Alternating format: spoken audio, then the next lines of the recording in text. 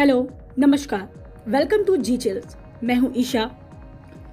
एक समय था जब भारत अपने डिफेंस सिस्टम के लिए रूस, फ्रांस और अमेरिका जैसे देशों पर निर्भर था। आज वही फ्रांस, जो यूनाइटेड नेशन सिक्योरिटी काउंसिल यानी कि यूएनएससी का परमानेंट मेंबर है, भारतीय रॉकेट सिस्टम पिनाका खरीदने की कतार में खड़ा है। ये सिर्फ डिफेंस एक्सपोर्ट नहीं, बल्कि भारत के लिए एक डिप्लोमेटिक मास्टर स्ट्रोक है।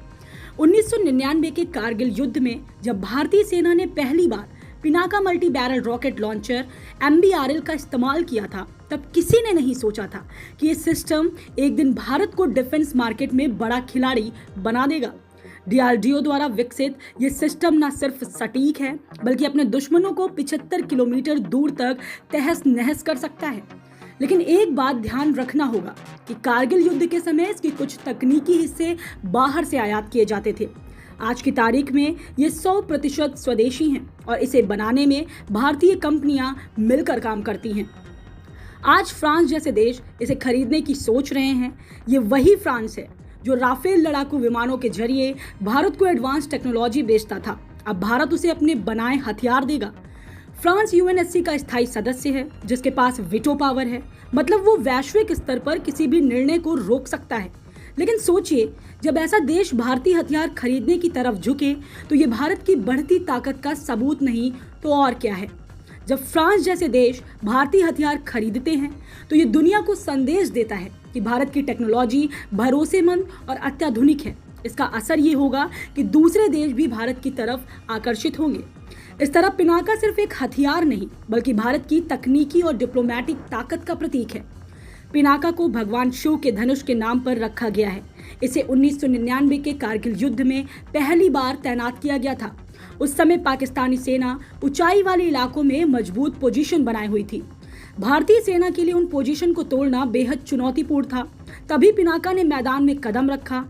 इसने पाकिस्तानी पोस्ट्स को न सिर्फ नष्ट किया, बल्कि दुश्मनों में खौफ भी पैदा किया। फ्रांस का डिफेंस बजट $50 बिलियन से भी ज्यादा है।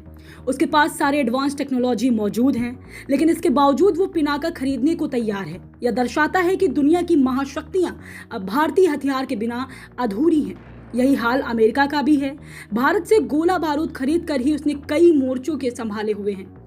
आर्मेनिया पहले ही पिनाका ऑर्डर कर चुका है। ये भारत के लिए एक बड़ी जीत है, क्योंकि इससे ये साबित होता है कि भारतीय हथियार अंतर्राष्ट्रीय मानकों पर खरे उतरते हैं। आर्मेनिया, जो अजरबैजान के साथ युद्ध में रहता है, पिनाका को अपनी रक्षा की रीढ़ मान रहा है। 2023 में भारत ने पिनाका को ईरान के जरिए आर्मेनिया को डिलीवर किया। अब आपका सवाल होगा कि आखिर पिनाका को टक्कर देने वाला दुनिया में कौन है? तो इसमें सबसे बड़ा नाम अमेरिका का हिमारस आता है। अमेरिकी हिमारस सिस्टम, जिसे यूक्रेन रूस युद्ध में इस्तेमाल किया गया, पिनाका के बराबर ही है, लेकिन पिनाका की कीमत हिमारस से काफी कम है। पिनाका में एडवांस नेविगेशन सिस्टम है, जो दुश्मन के इलेक्ट्रॉनिक जैमिंग से बच सकता है। इसी कारण इसकी डिमांड बढ़ती जा रही है। पिनाका एक साथ 12 रॉकेट फायर कर सकता है। इसे कहीं भी जल्दी तैनात किया जा सकता है। एडवांस नेविगेशन और इलेक्ट्रॉनिक वॉरफेयर क्षमता इसे दुश्मन के जैमिंग से बचाती है। यह सिस्टम फायर करने के तुरंत बाद अपनी जगह बदल सकता है, जिससे दुश्मन का काउंटर अटैक बेअसर हो जाता है। पिनाका की फायरिंग स्पीड अमेरिकी हिमारस से तेज है और ये काफी सस्ता भी है। इसके साथ ही पिनाका के रॉकेट्स में ऐसे फ्यूल का इस्तेमाल होता है जो कम प्रदूषण करता है। स्मार्ट वॉरफेयर में इसे सैटेलाइट और ड्रोन इंटेलिजेंस के साथ जोड़ा जा सकता है, जिससे यह और खतरनाक हो जाता है। हिमारस की एक यूनिट जहां करोड़ों डॉलर की है, वहीं पिनाका उतने ही पैसे में 3 गुना ज्यादा रॉकेट और लॉन्चर्स दे सकता है। रूस के पास भी इसका कंपटीशन मौजूद है। पिनाका रूसी ग्रैड BM-21 रॉकेट लॉन्चर का स्वदेशी विकल्प है। जहां BM-21 सिर्फ 20 किलोमीटर की रेंज तक सीमित था, तो वहीं पिनाका 75 किलोमीटर दूर तक अचूक निशाना लगा सकता है। आपका सवाल होगा कि भारत ने पिनाका को कहां तैनात करके रखा है? पाकिस्तान के साथ LOC लाइन ऑफ कंट्रोल और चीन के साथ LAC line of actual control जैसे संवेदनशील इलाकों पर, जहां दुश्मन की हरकतें हर समय चालू रहती हैं, वहां पर पिनाका तैनात है। भारत के उत्तर में चीन के पास लंबी दूरी की गाइडेड रॉकेट सिस्टम है। इसका जवाब देने के लिए DRDO ने गाइडेड पिनाका सिस्टम पर काम शुरू किया है। इसकी रेंज 120, 150 और 200 किलोमीटर तक होगी। इसे बनाने में DRDO के साथ साथ भारत की कुछ प्रमुख डिफेंस कंपनियों का भी बड़ा योगदान है। जैसे solar industries, Larsen and turbo L&T, Tata और ऑर्डिनेंस फैक्ट्री बोल्ट। ये सभी कंपनियां भारत के मेक इन इंडिया अभियान को न सिर्फ सफल बना रही हैं, बल्कि विदेशी हथियारों पर हमारी निर्भरता को भी कम कर रही हैं।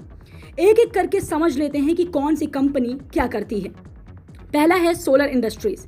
ये कंपनी पिनाका के रॉकेट मोटर्स और वॉरहेड्स बनाने में महारत रखती है। सोलर इंडस्ट्रीज दुनिया की सबसे बड़ी विस्फोटक निर्माण कंपनियों में से एक है। दूसरा है L&T। यह कंपनी पिनाका के लॉन्चर्स और ग्राउंड सपोर्ट सिस्टम का निर्माण करती है। L&T ने भारत में पहला 100% स्वदेशी K9 वज्र टैंक भी बनाया है। उसी तरह तीसरा है टाटा एडवांस सिस्टम। यह कंपनी लॉजिस्टिक्स सपोर्ट और तकनीकी सहायता में भूमिका निभाती है। और चौथा है ऑर्डिनेंस फैक्ट्री बोल्ट। ये कंपनी रॉकेट के बड़े हिस्सों और असेंबली का काम संभालती है। मेक इन इंडिया के तहत पिनाका जैसे प्रोजेक्ट्स ने हमारे हजारों लोगों को रोजगार दिया है। देखिए, पिनाका तो सिर्फ शुरुआत है। भारत अब अगली पीढ़ी के हथियार जैसे लेजर गाइडेड मिसाइल और AI इनेबल्ड ड्रोन पर काम कर रहा है। ये भारत को न सिर्फ डिफेंस सुपर पावर बनाएगा, बल्कि हमें वैश्विक राजनीति में भी एक निर्णायक भूमिका देगा। भारत ने 2023 में 15,000 करोड़ रुपए के हथियार एक्सपोर्ट किए, जो 2014 में सिर्फ 2,000 करोड़ था। तो चलिए, कल फिर मिलते हैं एक और नई अपडेट के साथ। वीडियो को लाइक करके चैनल को सब्सक्राइब कर लें। धन्यवाद।